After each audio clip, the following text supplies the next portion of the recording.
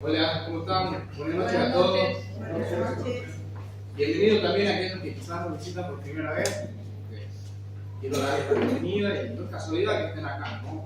Dios los trajo con un propósito. Saben que para el tema de esta noche, me gusta mucho la historia. La verdad que me gusta mucho la historia. No estudio historia, nada de eso tampoco voy a hacerlo, pero me gusta mucho la historia de la Biblia, me gustan mucho los personajes bíblicos. Y Dios no usa personajes a lo largo de toda la Biblia para enseñarnos muchas cosas. Lo característico de estos personajes es que la mayoría provienen del pueblo de Dios, ¿no? La mayoría son del pueblo escogido de Dios y a través de su vida nos enseñan, para buenos o malos ejemplos. Pero hay algunos personajes que son extranjeros a este pueblo, ¿no? Que son extranjeros al pueblo de Israel. El evento de esta noche que quiero relatarles, les invito a que abran su Biblia en Segunda de Reyes, es la historia de Naamán. ¿Alguien sabe quién es Naamán? ¿Pueden decirme en breves palabras? Un general. Bien, Carlos, que bien. Este evento ocurre en la época cuando Israel se había dividido en dos y el reino del norte de Israel tenía peleas ocasionales con el reino sirio, ¿no? Esta es la historia de enfermedad del general sirio, como dijo Carlos, que ocurrió durante el ministerio del profeta Eliseo. Esta es la historia de Naamán. Les invito a que abran su Biblia en Segunda de Reyes, capítulo 5. Hoy vamos a ir aprendiendo sobre la vida de este hombre, vamos a ir viendo qué Dios tiene para decirnos sobre la vida de este personaje. Les leo, el versículo 1 dice: Naamán, general del ejército del rey de Siria, era varón grande delante de su señor. De su señor se refiere al rey de Siria, ¿no? Delante de su señor, y lo tenía en alta estima, porque por medio de él había dado Jehová salvación a Siria. Era este hombre valeroso en extremo. La primera pregunta que tenemos para hacernos es: ¿quién era Naamán? ¿Y quién era Naamán? Nos dijo que el comandante militar, puse algunas características, dice que era de suma importancia para su reino. Alguien muy importante, tenía un rango social alto también por la posición que ocupaba. En ese tiempo, un guerrero y de estas características era de lo más importante que tiene el reino, porque eran reinos que estaban constantemente en guerra. Y dice que Jehová le había dado, por su gracia, porque por medio de él había dado Jehová salvación a Siria. Para Dios nunca fue un desconocido esta persona, ¿no? Todas las batallas que ganó fue porque Jehová estaba con él. Aparte, Jehová estaba con él, sin importar que sea alguien pagano, ¿no? Que tenía dioses paganos. Relata cómo Dios ayudaba en la batalla a este hombre. Poseía grandes riquezas, era muy rico, varón grande delante del rey, y el rey lo tenía en estima, en alta estima. Era de las personas más importantes para este rey de este país. A pesar de ser enemigo del pueblo de Dios, cada victoria que tenía era por manos de Dios. Y se refiere, fíjense, a este hombre como alguien valeroso en extremo, alguien caracterizado por su valentía. Es un término pocas veces utilizado en la Biblia. Las otras veces que se lo utiliza para personas del pueblo de Dios. Puse algunos ejemplos de Gedeón, este juez que dice que con 300 hombres se plantó ante un ejército muy grande y los derrotó. De Jefté también, otro juez del pueblo de Israel que dice venció a más de 20 pueblos. Hay muchos ejemplos también de gente valerosa en extremo, gente valiente. Jeroboam, Eliab también, todos guerreros. Hasta el rey David dice que era valiente. La gente decía: Saúl mató a 1000, mas David mató a 10.000. Eran todos guerreros, eran de los cargos más importantes en ese tiempo. Pero la Biblia, la única vez que utiliza este término valeroso en extremo, valiente en extremo, para referirse a alguien que no era del pueblo de Dios, es para este hombre, para Naamán. En pocas palabras, ¿qué podemos decir de la vida de Naamán? Tenía la vida perfecta. Era alguien sumamente exitoso, sumamente importante. Era alguien sumamente demandante. Un reinado entero lo avalaba. El rey lo tenía como alguien de lo más importante. Era amado por todo su país. Era clave en la defensa de su país, en la conquista de su país. Era alguien sumamente importante. Pero si se dieron cuenta que estaba leyendo su Biblia, no leí el versículo 1 entero. Dice, Naamán, general del ejército del rey de Siria, era varón grande delante de su señor y lo tenía en alta estima, porque por medio de él había dado Jehová salvación a Siria. Era este hombre valeroso en extremo, pero había algo ahí. Fíjense que cuando preguntamos por alguien o por algo, preguntamos, ¿qué tal este auto? Es bueno, se comporta bien en ruta, es bueno el consumo, pero, y sabemos que el pero, preguntamos, ¿cómo es Rubén como tapicero? Bien, responsable, dedicado, pero es carero, y ese también va. Siempre hay un pero, ¿no? Y muchas veces en este relato era hasta acá todo perfecto, pero era leproso. Era leproso.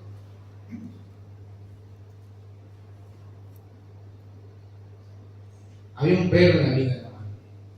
Era una enfermedad que, por más de todas las cosas que podía tener a su favor, esta enfermedad era totalmente devastadora.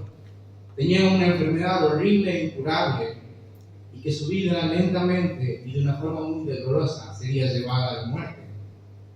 Una enfermedad que al ser tan contagiosa, que aislaba del mundo, estaba prohibido tener contacto con personas que estén sanas.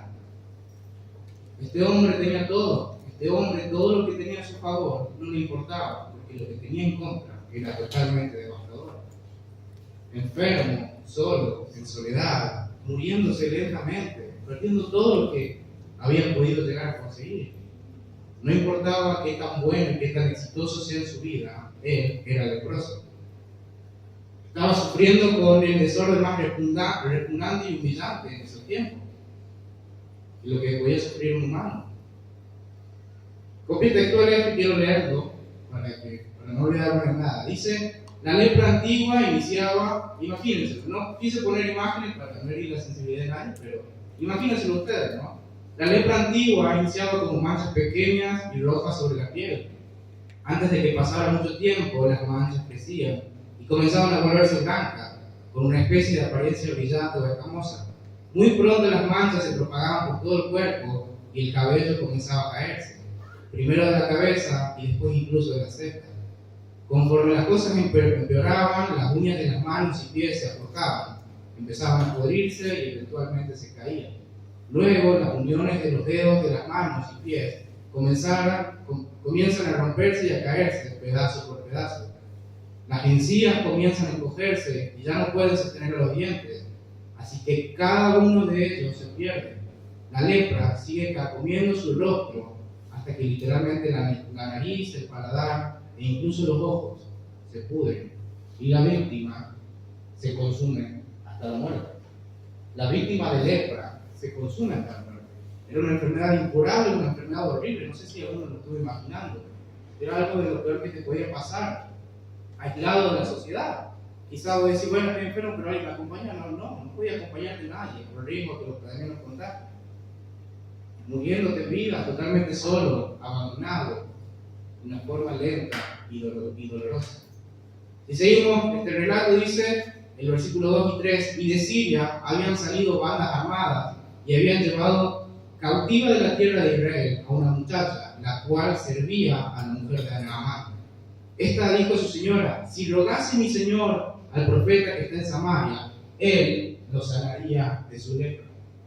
No nos da otro dato de esta muchacha, no nos dice su nombre, su edad, se sabe que es una muchacha y que era del pueblo de Israel, nada más. Pero en este corto relato podemos aprender muchas cosas sobre su vida. Era una misionera involuntaria, ¿no? Muchas veces alguien que es misionero lo hace consciente, ¿no? Consciente que es su llamado, lo hace consciente de qué va a hacer, de a qué se enfrenta. Pero esta muchacha era una misionera involuntaria, fue tomada cautiva del Israel y ahora en un país enemigo con dioses paganos. Sin embargo, Dios permitió esta tragedia en su vida para lograr un bien aún mayor. Esta historia también ilustra la forma misteriosa en la que Dios actúa.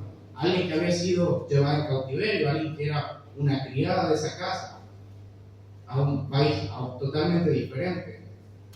Fue una pérdida irreemplazable seguramente para sus padres y para ella también, pero ella fue usada de gran manera, de una forma muy sencilla. Fíjense que ella se toma el atrevimiento de decirle, si rogase mi señor al profeta que está en Samaria. Esta muchacha fue un extraordinario ejemplo de un testigo fiel, ¿no? Que aún en situaciones difíciles de la vida se interesó lo suficiente para hablar y tuvo la suficiente fe como para creer que el profeta de Dios sanaría su lepra. Y vemos la importancia y los beneficios de instruir al niño en su camino, ¿no? Si esta pequeña sierva no hubiera hablado de los conocimientos de Dios que adquirió seguramente en su niñez, no hubiera sido instrumento de gran salvación. Naamán escuchó esto, estaba totalmente devastada su vida.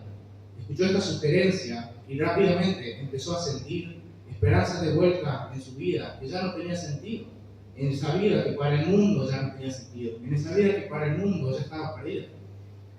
Naamán, teniendo todo, pasó a tener nada. Y alguien le dijo, Dios te puede sanar. Y Naamán se interesó de gran manera. Dice que rápidamente, del versículo 4 al 6 dice, rápidamente, entrando Naamán a su señora, el rey de Siria, le relató diciendo, así y así ha dicho una muchacha que es de la tierra de Israel. Y le dijo el rey de Siria, anda, ve, y yo enviaré carta al rey de Israel. Salió pues él llevando consigo 10 talentos de plata y 6,000 piezas de oro y 10 mudas de vestido. Tomó también cartas para el rey de Israel que decían, cuando llegue a ti esta carta, sabe por ella que yo envío a ti a mi siervo Naamán para que lo sane de su lepra. Fíjense la importancia de Naamán. Fíjense la importancia para este rey que aún con lepra no lo había aislado todavía. Quizás su lepra recién empezaba, no nos relata eso en la Biblia, pero no lo habían aislado. Era algo muy importante. El rey no lo quería aislar. Tan desesperada era la condición de Naamán y también del rey, porque como les dije, era una de las personas más importantes que rápidamente lo envió. Quizás a alguno que sabe un poco de la historia le parece raro que mande una carta de recomendación. El libro de Segunda de Reyes no se sabe si está bien ordenado cronológicamente, pero quizás fue una época de baja tensión entre estas dos naciones, porque lo mandan con una carta de recomendación. Fíjense lo mucho que importaba este hombre, la mucha riqueza que tenía.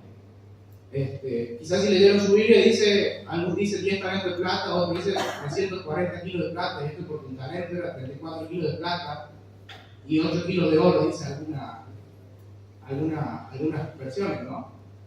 Si quieren saber cuánto era aproximadamente $1.200.000. No pasan a pesos porque se puede dar de mí, pero era muchísimo dinero. Tanta importancia tenía este hombre para ese país. Fue él le dijo, así, una muchacha del pueblo de Israel. Si rogase mi señor al profeta que está en Samaria, él lo sanaría de su lepra. Si rogase al profeta de Dios, él lo sanaría de su lepra. Naamán estaba desesperado, todo el reino estaba desesperado. Inmediatamente fue Israel. Dicen que en el versículo 7, el rey de Israel lee la carta y dice, luego que el rey de Israel leyó la carta, rasgó su vestido y dijo, ¿soy yo Dios que mate y dé vida para que éste envíe a mí a que sane un hombre de su lepra? Considerad ahora y ved cómo busca ocasión contra mí. El rey en ese tiempo se llamaba Joram. Joram leyó esta carta del rey sirio y rápidamente y comprensiblemente se disgustó. Pensó que era una provocación a invadir su reino. Inmediatamente sufrió angustia, sufrió tristeza. Pensaba que iban a invadir su reino. Y por otra parte, ya vamos a verlo, este rey estaba totalmente alejado de Dios. No había buena relación entre el rey y el varón de Dios, que era el profeta Eliseo. En Segunda de Reyes 3 nos relata el comienzo del rey Joram, y textualmente nos dice, este rey hizo lo malo delante de los ojos del Señor. A este rey no le importaba en absoluto seguir a Dios. Simplemente quería éxito, simplemente quería ser rey. Relata que después de una batalla, después de asumir el reino, fue una batalla. Juntó varios ejércitos y a punto de morir, hasta haber ido por el desierto, no tenían agua ni comida.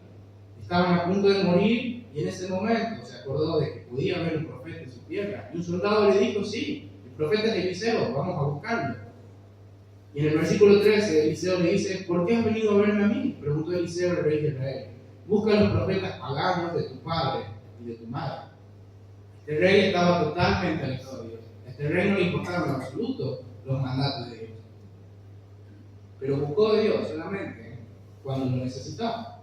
cuando su vida estaba totalmente por terminar, buscó de Dios desesperadamente. Y de igual manera vencen esa batalla por el poder de Dios. El rey Corán es un personaje totalmente secundario en este relato, ¿no? Pero ¿cuántas veces en nuestra vida somos como este rey? Tenemos a Dios a nuestra completa disposición, a nuestro alcance, las 24 horas del día, todo el tiempo, siempre pendientes a nosotros. Pero solo lo buscamos cuando nos vemos en problemas. Pero solo lo buscamos cuando ya no sabemos qué hacer, cuando ya no sabemos para dónde correr. Pero cuando estamos bien, reinamos nosotros y no nos importa nada. Por otra parte, se le presenta una situación al rey. Como muchas veces se presenta quizá una situación confusa en nuestra vida, una situación difícil en nuestra vida. Y en vez de buscar a Dios y su consejo, lo primero que hacemos es entrar en pánico. Lo primero que hacemos es rasgar nuestra vestidura, angustiarnos, desesperarnos. Y nos olvidamos de consultarle a Dios. Nos olvidamos de su poder y de su bondad en nuestra vida. ¿Cuántas veces hay cosas que nos pasan en nuestra vida y primero nos angustiamos, después nos angustiamos y buscamos solamente solucionarlo por nosotros mismos y no podemos? Y cuando no podemos más, es cuando por fin nos acordamos de Dios.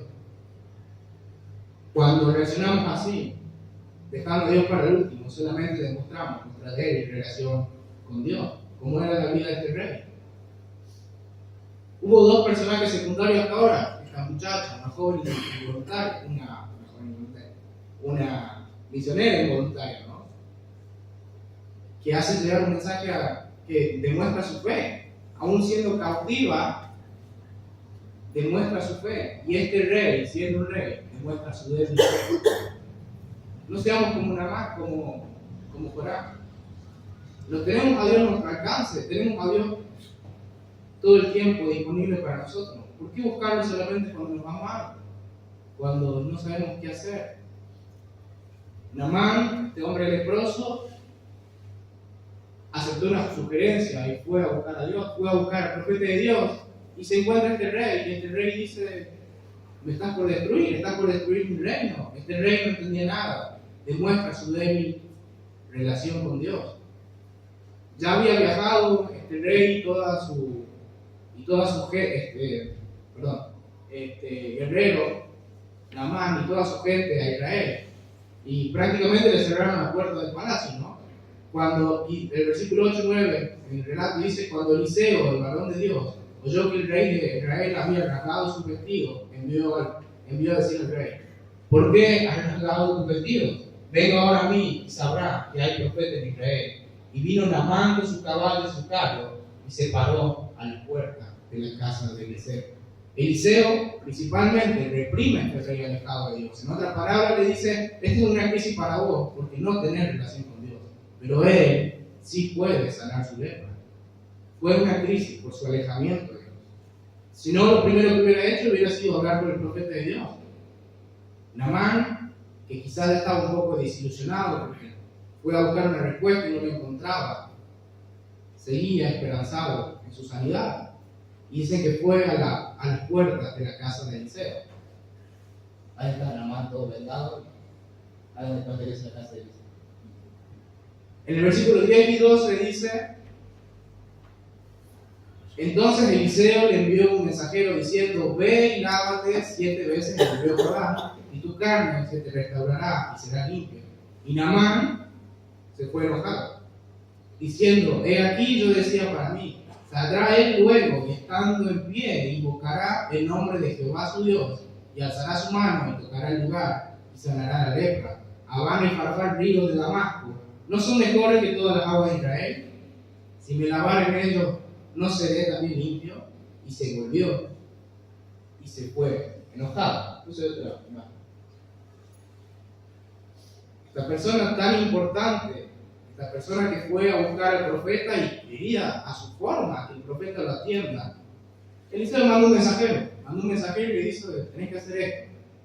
Y fue un golpe muy duro para el orgullo de Naamán, quien por su poder y su posición estaba acostumbrado a ser honrado, estaba acostumbrado a ser en alta estima. Él quería que el profeta lo atienda, él quería que el profeta le haga un banquete porque iba a él, y solamente mandó un mensajero y se enojó. Le estaban diciendo cómo ser salvo, cómo ser sanado, pero se enojó.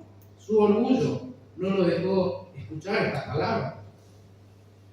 Naamán fue buscando sanar su vida. Y podía tenerlo, le ofrecieron, le dijo, tú vas a ser sano así. Pero su orgullo no lo dejaba. Se enojó, su actitud no era humilde. Dicen que se enojó y se fue. Naamán ya tenía todo resuelto en su mente. Aún en gran necesidad esperaba una forma de obrar de Dios como él quería. Una forma de obrar de Dios extraordinaria. Pero cuando lo que le pidieron era simple, se enojó y se fue. Cuando Dios no obró de la forma que él esperaba, se enojó y se fue. Tenía todo a su disposición para ser sano, pero no quiso, se enojó. En el versículo 13, mas sus criados se le acercaron y le hablaban diciendo, Padre mío, si el profeta te mandara alguna gran cosa, ¿no lo harías? ¿Cuánto más diciéndote, lávate y serás limpio? Los siervos de Naamán lo hicieron entrar en razón. Si Eliseo le hubiera pedido a Naamán que sacrifique 1000 ovejas o que dé toda la plata que tenía, lo hubiera hecho sin ningún problema, porque eso fue lo que él buscaba, merecerse su sanidad, ¿no? Parece increíble que los criados de Naamán fueran más sensibles a lo espiritual y usaran la razón mejor que su amo. Habían viajado a Israel y finalmente encontraron a este profeta que estaban buscando. Finalmente encontraron lo que fueron a buscar. Solamente tenían que doblegar su orgullo y hacer a un lado sus ideas preestablecidas, e iba a ser sano. Los criados de Naamán lo animaron a obedecer a este profeta, lo animaron a obedecer la palabra de Dios y sumergirse en este río 7 veces, lo cual no era muy difícil de llevar a cabo, tenía el río ahí. Naamán ya había hecho lo más difícil, conseguir apoyo del rey para ir a una nación enemiga, incluso con carta de recomendación. Y finalmente había encontrado al profeta. Ahora solo le quedaba seguir la simple instrucción que le habían dado de meterse y lavarse. Este orgulloso comandante no quería humillarse. Para él su río era mejor. Para ellos todo lo que estaba en Israel era basura. Su río era mejor. Él pretendía algo más. Él quería las cosas como él ya las había pensado. Él ya había hecho una película en su cabeza. El profeta va a venir, va a levantar su mano, va a tocar, va a ser sano. Y lo hicieron entrar en razón. Recapacitó y se humilló delante de Dios. Obedeció y fue sanado. Él entonces descendió y se zambulló 7 veces en el Jordán, conforme a la palabra del varón de Dios. Y su carne se volvió como la carne de un niño y quedó limpio. Es increíble cómo el hombre, incluso nosotros mismos, muchas veces batallamos con lo que Dios nos pide, con lo que Dios nos demanda, por ser muy sencillo, porque en nuestra mente ya establecemos cómo queremos que sean las cosas, cómo vamos a hacerlo, cuánto va a costarnos. El orgullo del hombre es tan grande que le es imposible someterse al simple mandato de Dios, por más sencillo que te parezca. Solo cuando Naamán abandonó su orgullo y sus ideas preconcebidas, fue cuando pudo experimentar el poder de Dios y ser sanado de su aflicción, ser sanado de su enfermedad mortal. No hay otra forma. Una de las 7 cosas que Dios aborrece es el orgullo. En Proverbios 6 podemos encontrarlo y Dios declara textualmente que para obtener la sanidad, especialmente la espiritual, empieza con humillación, reconociendo a Dios y a su palabra. En 2 Crónicas 7:14 dice, si se humillase mi pueblo, sobre el cual mi nombre es invocado, y buscaren mi rostro, y se convirtieren de sus malos caminos, entonces yo iré desde los cielos y perdonaré sus pecados y sanaré sus tierras. Si se humillare mi pueblo, si mi pueblo me reconoce. Naamán fue sano, fue sanado. La historia de Naamán no termina ahí. Y volvió, en el versículo 15 y 16, y volvió al varón de Dios, él y toda su compañía, él y todos los que acompañaban. Era un movimiento muy grande, era alguien muy importante, y se puso delante de él, de Eliseo. He aquí, ahora conozco que no hay Dios en toda la tierra, sino en Israel. Te ruego que recibas algún presente de tu siervo. Mas él dijo, vive Jehová en cuya presencia estoy, que no lo aceptaré. Y le instaba que aceptara alguna cosa, pero él no quiso.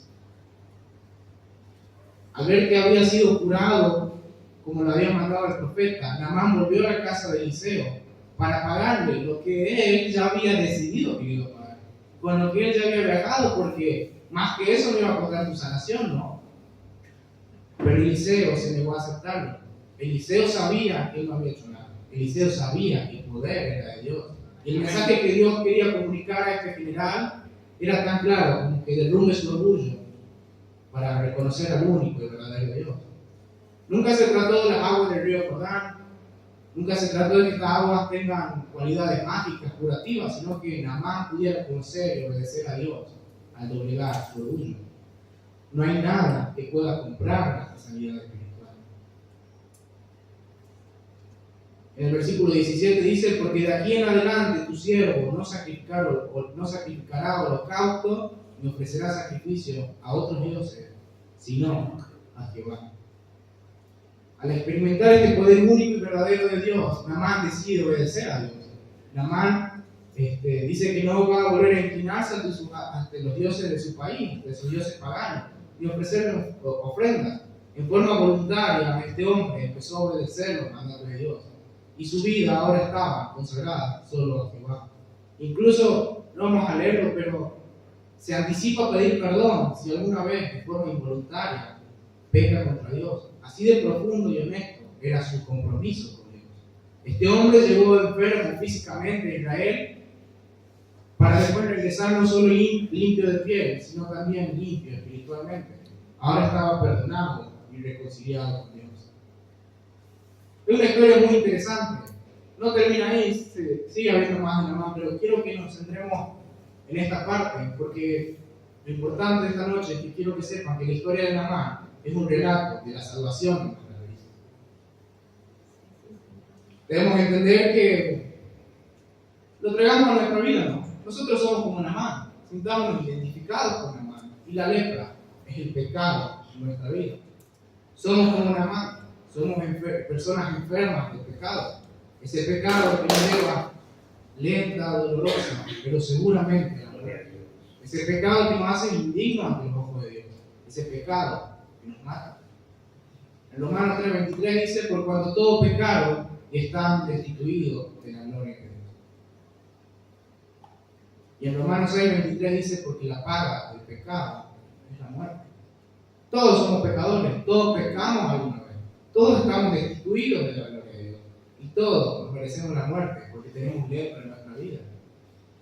No hay justo, ni siquiera uno. Todos pecamos ante los ojos de Dios. Todos pecamos y estamos condenados a morir, porque la paga del pecado es la muerte. La lepra nos está matando, el pecado nos está matando. Todos queremos ser sanados de esta lepra, ¿no? Nadie quiere morir de una forma dolorosa, de una forma humillante, de una forma aislada del mundo. Y nuestra obvia pregunta en esta noche es: ¿cómo ser sanados de esta lepra? Debemos recordar, como dije recién, que la lepra es el pecado en nuestras vidas. Al igual que Naamán, todos alguna vez escuchamos a Dios y sabemos que Él puede sanarnos. Somos como Naamán, nos estábamos muriendo, pero escuchamos que alguien nos dijo: hay un Dios que puede sanarte, hay un Dios que puede salvarte. Hay personas que usó Dios para que hoy estés acá, quizás. ¿Cuál es nuestra forma de ser sanados? Es aceptar la cruz, creer en Cristo y reconocer que somos salvos por su muerte, por su gracia, por su amor y por su poder. Somos salvos. Esta es nuestra forma de ser sanados. En Juan 3:16 dice: porque de tal manera amó Dios al mundo, que ha dado a su Hijo unigénito para que todo aquel que no cree no se pierda, más bien tenga vida eterna. En Juan 1:12 dice: a todos los que le recibieron, los que creen en su nombre, les dio potestad de ser hechos hijos de Dios. Recibir a Cristo en nuestro corazón, aceptar su sacrificio en la cruz y reconocer que Jesús es Dios, es la solución para nuestra vida.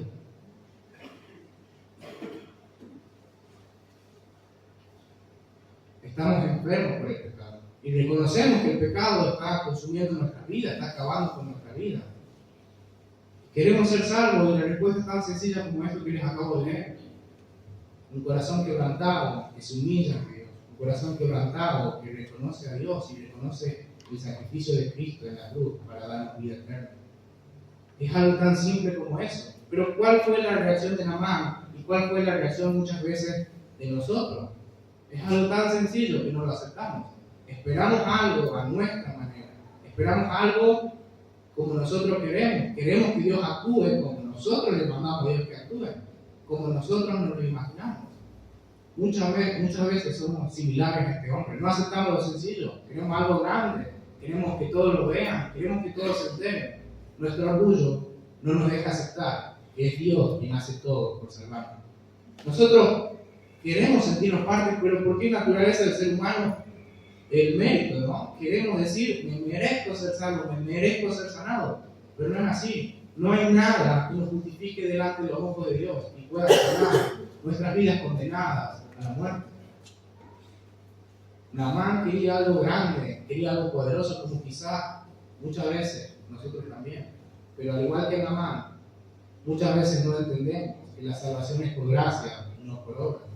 Queremos pagar, queremos hacer cosas como Naamán. Queremos ofrecer sacrificio, queremos ofrecer dinero, queremos decir, no, vamos a ser obedientes, pero nada puede hacernos salvos, porque la salvación es un regalo de Dios.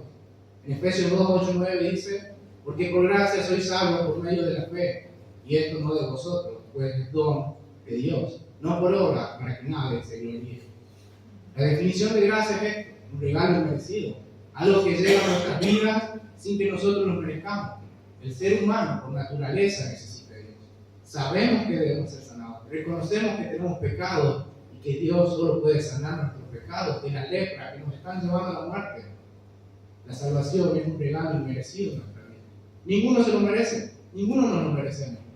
Y nosotros no hicimos nada para ser salvos, sino que lo hizo Cristo al morir en la cruz por cada uno de nosotros.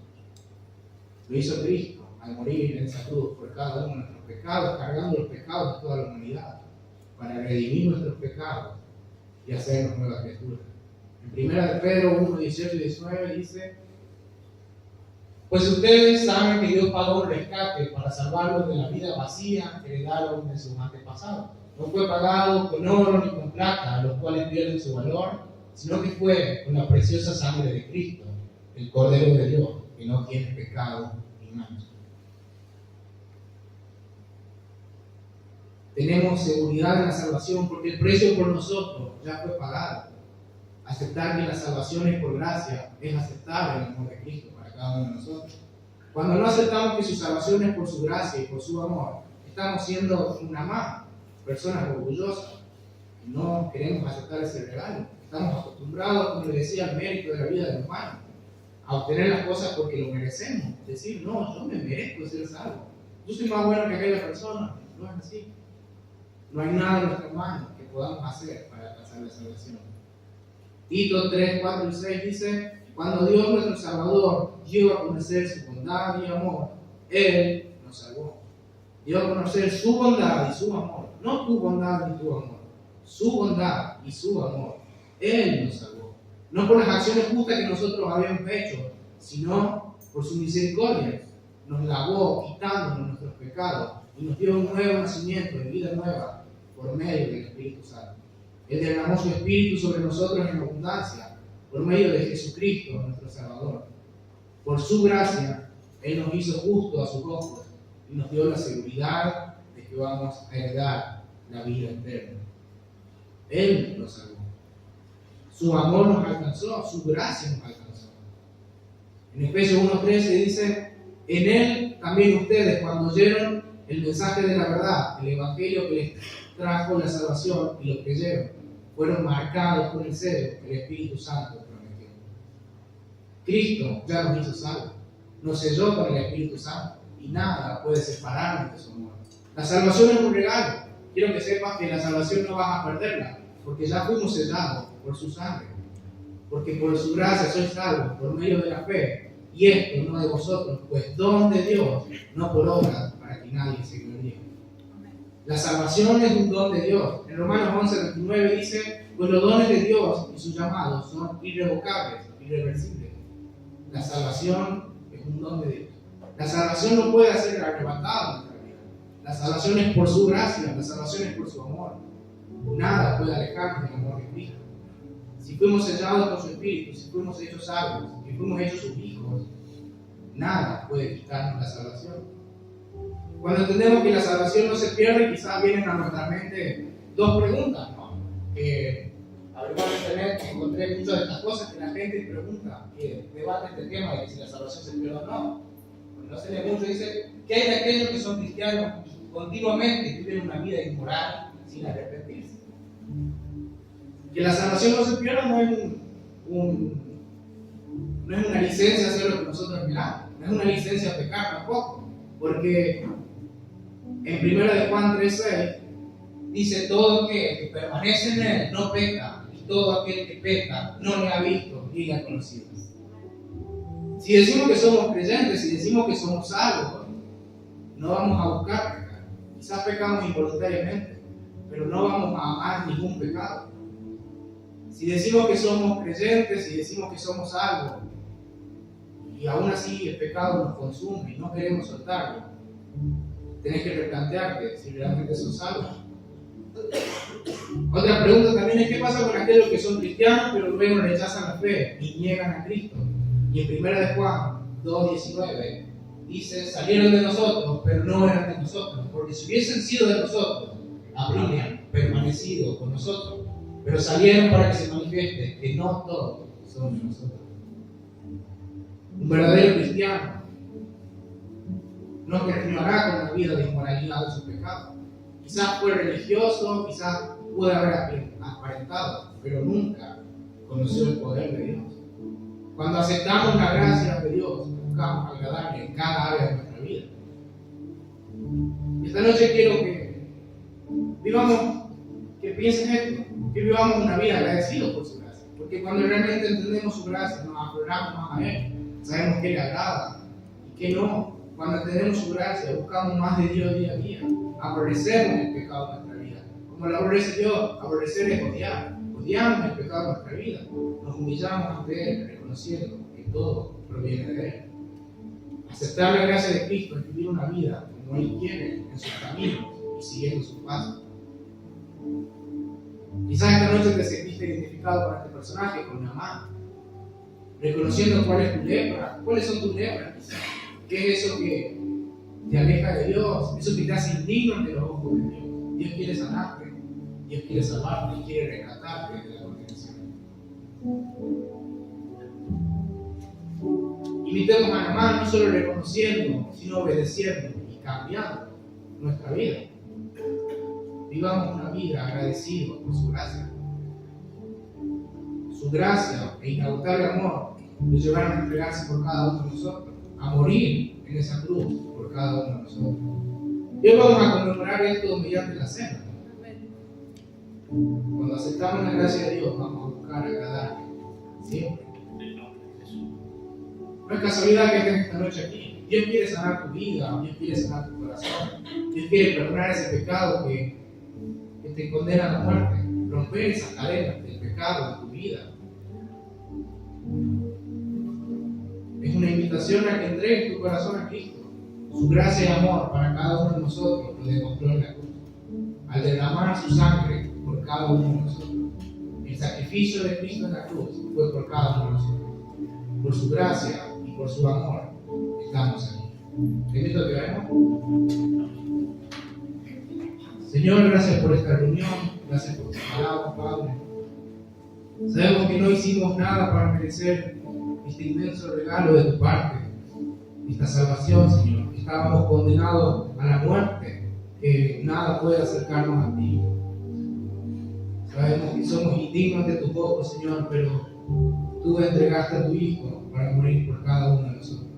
Tú justificas nuestra vida, Padre, y nos haces nuevas criaturas, Señor. Queremos buscarte, agradarte, Señor, y seguir tus pasos.